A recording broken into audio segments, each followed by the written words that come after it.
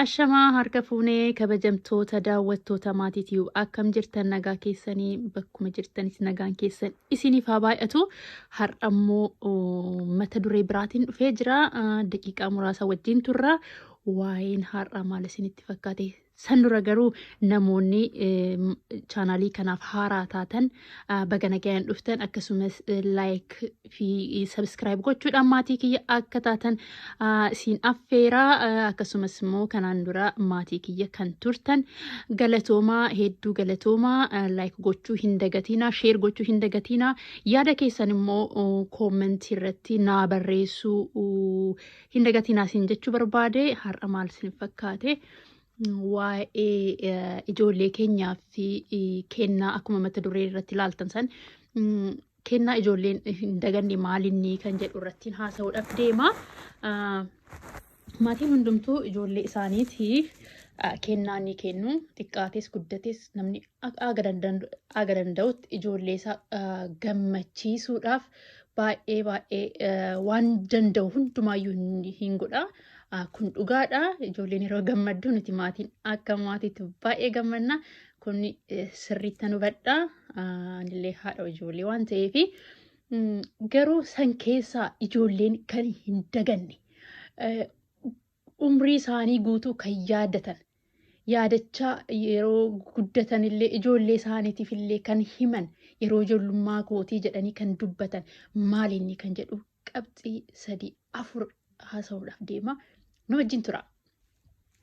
Inni tokkoffaan ijoollee keenya wajjin yeroo dabarsuu maal jechuudha? Ijoollee keenya wajjin yeroo dabarsuu jechuun maal jechuudha? Yeroo hundaa manuma isaa wajjin turraa miti jechuu ni dandeessu. Garuu akkasii miti dubbiin akkana. Ijoollee keenya wajjin yeroo wajjin taanu manaa baanee wanta ijoolleen jaallatu yookaan immoo wanta nuti jaallannu ijoolleen keenya akka barattu kan barbaanullee ta'uu ni danda'a.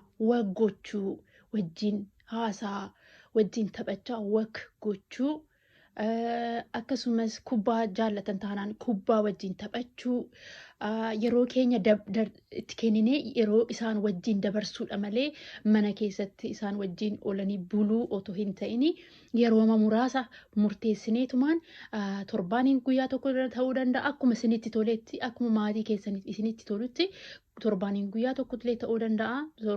Ji'aan guyyaa tokkollee ta'uu danda'a. Garuu ijoollee keenya wajjin taphannee waggochuu wajjin taphachuu bishaan daakaa jaallata taanaan bishaan daakuu yookaan immoo saayikil gochuu aktivitii tokko wajjin hojjechuu yeroo kenninee fi yeroo isaanii akka ta'e hubatanii yeroo hundaa garuu torbaaniin guyyaa tokko goona taanaan wanta san yeroo hundumaa torbaaniin guyyaa tokko gochuu danda'uun ijoolleen yeroo guddatanii yeroo ijoollummaa koo maatii kiyya wajjin wanta akkasii torbaaniin guyyaa tokko ni goona ture jedhanii haasa'uu itti gammadus baay'ee jaallatu.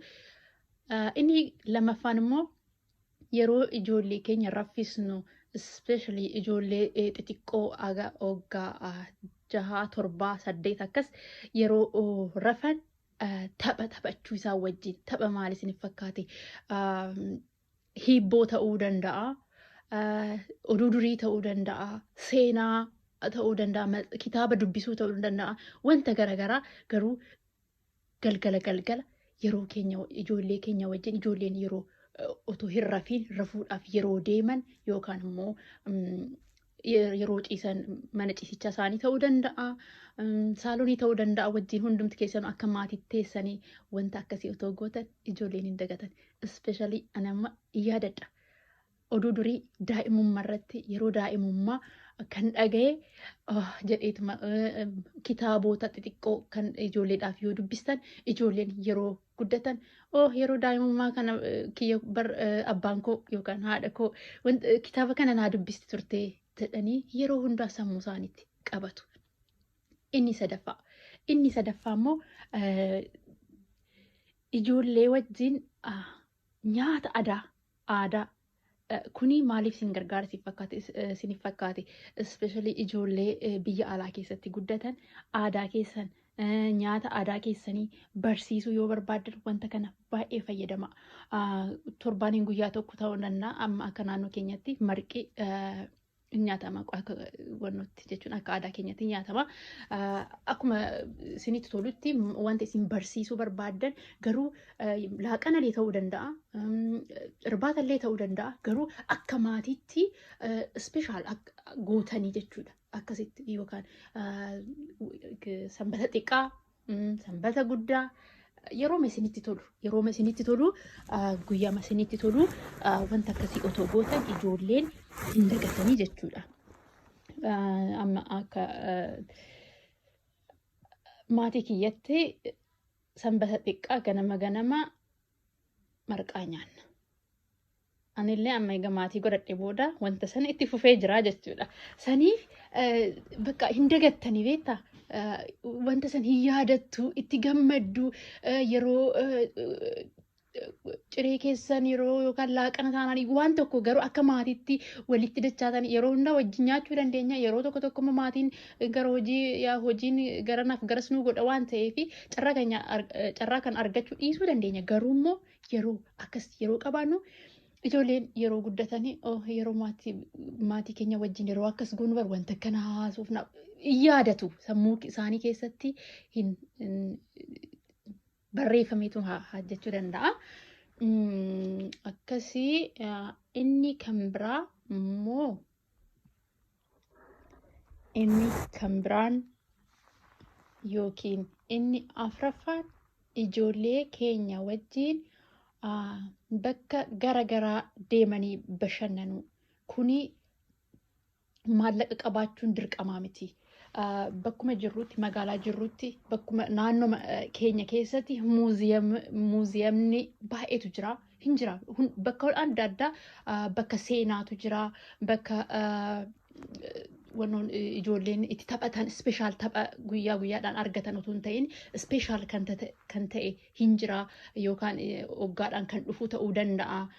Naannoo keessanitti bakka seenaa itti hojjetame jiraachuu ni danda'a.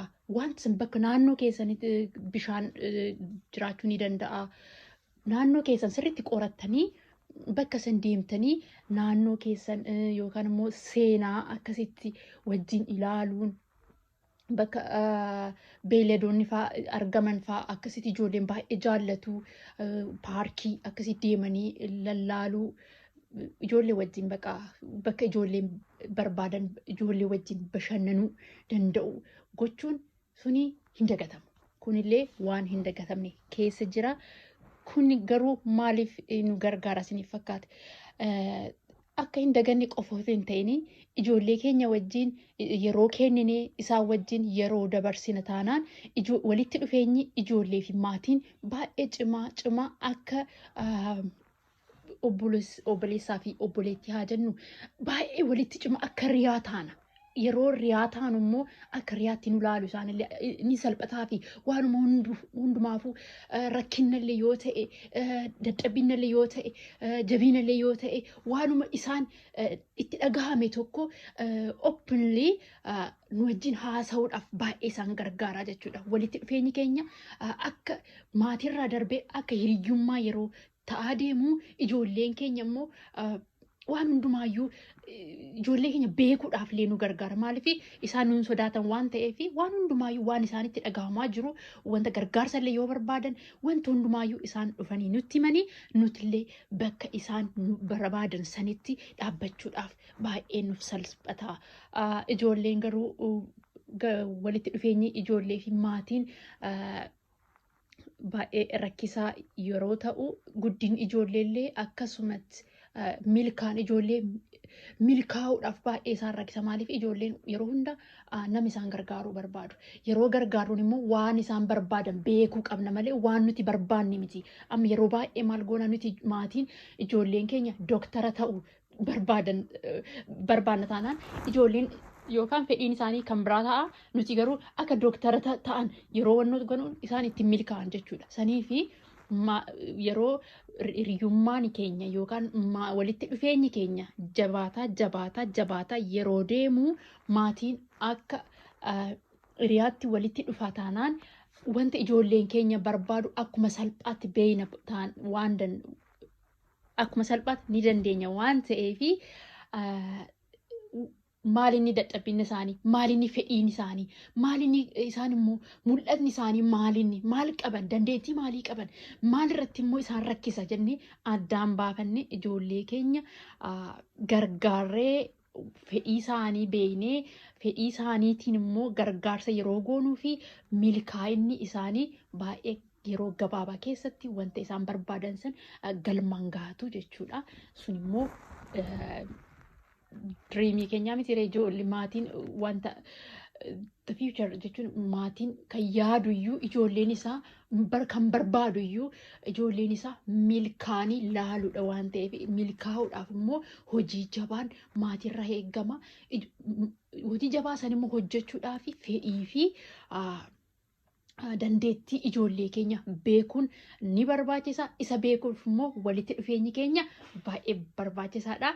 Har'aaf kan qabadhee dhufe kana yoo kanarra dabalatamuu kan qabdan yoo jiraate komentii jala naa barreessa. Akkasumas akkuma durgootan sanitti illee keessaan illee naa barreessuu ni dandeessu. Messengeraan, WhatsApp, Telegiraamaan akkasitti naa barreessuu ni dandeessu. Gaaffii yoo qabaattan achirratti yoo gootanii achirratti yoo barreessitanii ani deebisuudhaaf qophiidha.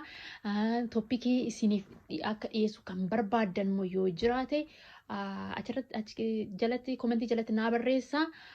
Har'aaf kanaan dhufee akka isin gargaaru yookaan immoo akka irraa barattanii abdii guddaan qaba. Baay'ee isin jaalladha.